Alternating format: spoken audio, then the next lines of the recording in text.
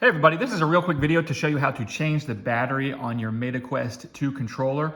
All you need to do, it takes one AA battery. So if you don't have any AA batteries, I'll go ahead and put a link in the description to where you can order some batteries. Just need one for each one, so two if you're gonna replace it in both of them.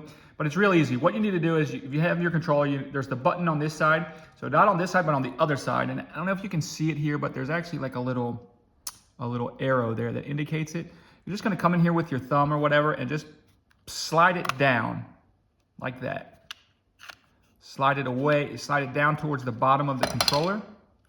That opens up the battery compartment.